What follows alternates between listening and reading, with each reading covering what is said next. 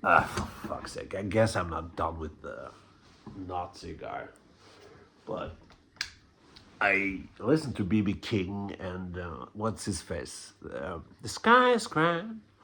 I thought about blues and where blues originates from, where it comes from, how white people have taken that from them too. It's like, his argument. I hate that I loved him, but his argument. I've heard this before. Well, I haven't heard it before, but I've read this before.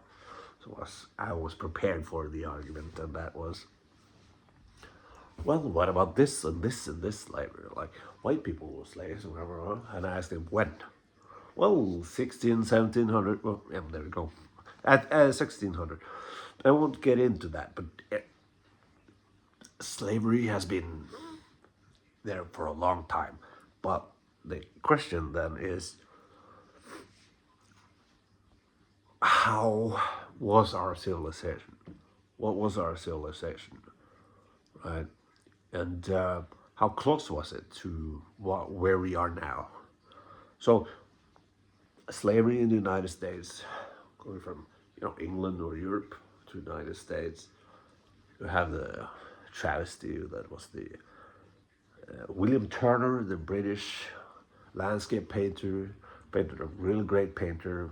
One of the you could call him the father of abstract painting. But there was this ship from I think England to America. But these slaves were sick, and they were thought like we can't use them anymore. So they just throw them overboard, like they're sick, so we can't use them. So they just threw them overboard, and that became a whole thing. I think the Steven Spielberg for film Amistad or whatever is from that. I only know the painting thing, but the point is, when we started to get aware of how you started to get aware of how awful slavery was. I mean, you Americans. That's because society evolved, right? And thinking about like, okay, so Lincoln, you had the whole Civil War, and I know it's not that cut and dry. It was more complicated than so, but segregation, separate but equal. Rosa Parks wasn't the first one to sit in front of the bus, though. It was a younger girl. I don't know her name. I don't remember it. I'm quite drunk. But the point is, citing slavery, telling that the slavery is sort of an argument that slavery, well, white people have been slaves too. Yes, in Egypt, for fuck's sake. Like, but when we're in the 1800s, 1900s, we should know better, right? And the fact that slavery, not slavery, but segregation was a thing until the 60s in America. What the fuck? South Africa, the 90s. And don't tell me that, South Africa, now the whites have a problem because economics, right? Economics. And yeah, presidents sucks. Presidents suck. Whatever. But apartheid isn't a thing anymore. I'm just people like this one, a smart person, says like, brings up these arguments about slavery. Yeah, but you have to ask, as I asked, when? All right, then the argument is, shouldn't we be more aware of this and this and this? And then the Jewish, the Holocaust. I'm not, I don't have, shouldn't have to say this. I shouldn't have to say this, but if people are so fucking stupid that they can't separate Israel from Jewish people, like they hate Israel so much now, and I understand that. I don't like Israel too either. The that president, not president, prime minister, and I agree. It sucks. I agree. I agree. But Jewish people getting fucking ridiculed again, and that people can't see the difference between July July 22nd of July 2011 in Norway. 77 people died. Most of them were children.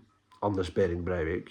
First of all, our news, I remember CNN and everything had the thing on the news like,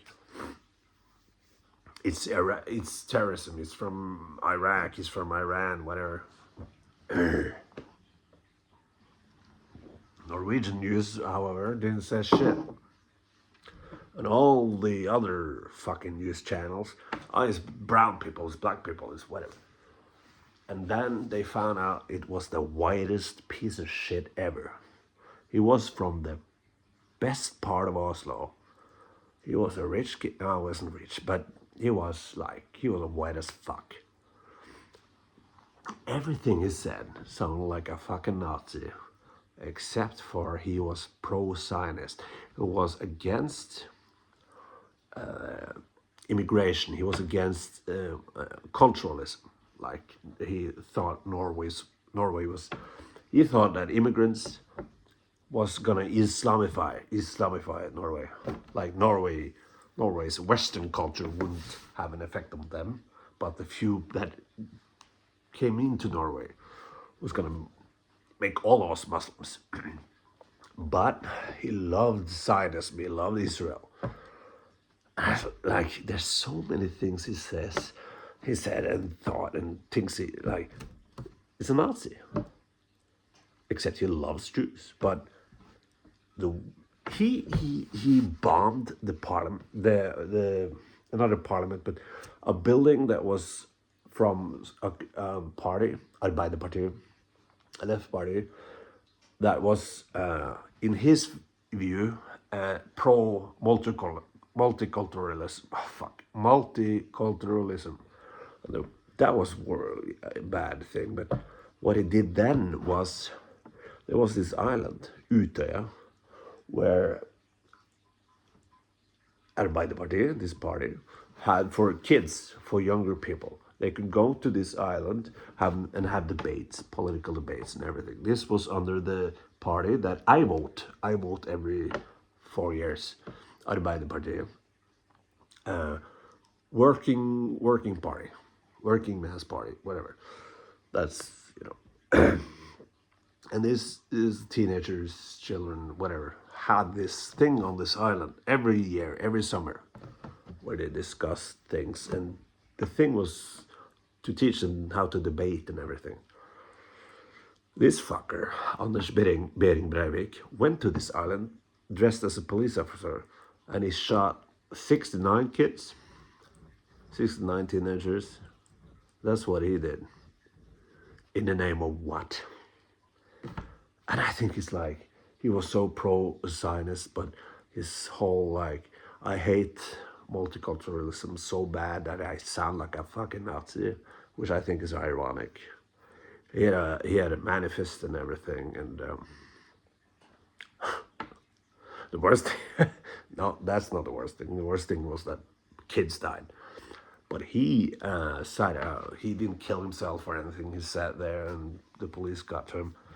The police thing is a fucking spiel on its own. My older brother is a cop.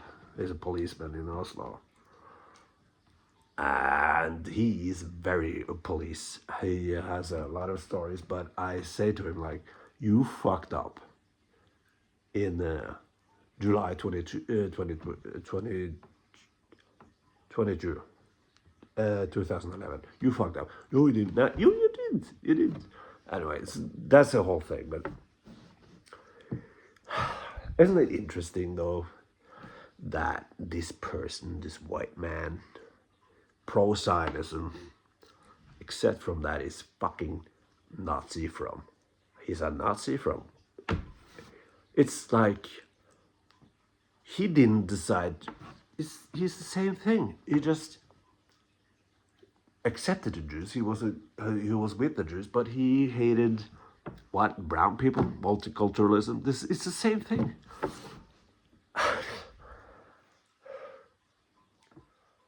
I like segregation. As I said, Rosa Parks wasn't the first one, but segregation in USA, it was like the 60s. And after that, still, there's not racism in the United States of fucking America with ICE. Reminds me terribly of the Nazis, which Norway was fucking invaded by the Nazis, by the way. The point is, well, I don't know, I'm drunk, but this smart person I talked to, there was no reason, you couldn't use facts. He had decided, he was like 16, and I was like, so we all are wrong, right? We are wrong all the time. That's being a person, that's being a human being wrong. That's debating, right? If but sometimes, most of the times, debating is worthless. It's just people yelling at each other. And that's what happened when my friend started Googling whatever the fuck lie this Nazi guy was telling. And I said to my friend, like, you don't have to Google anything. Facts doesn't matter. What matters is, but people were yelling and I didn't come, but fact doesn't matter. What matters is him, how he feels, how his relationship is to his dad, to his mom. That's what matters. And that's what I tried to do. And it's easy to say, like MAGA, how is that different from, like, I know it's consequently different, like, they're not Nazis, but how is it not Jonestown, for example? How is not MAGA Jonestown? Like, objectively. So Jonestown, that was a church in San Francisco, which was a liberal church, and I don't remember, Jim Jones got a lot of pull from that, like gay people, everything, black people, whatever. He fucked a lot of people behind the mark, but he used a liberal agenda as a thing. And then when he was like trusted completely, they went to South America or one place, whatever.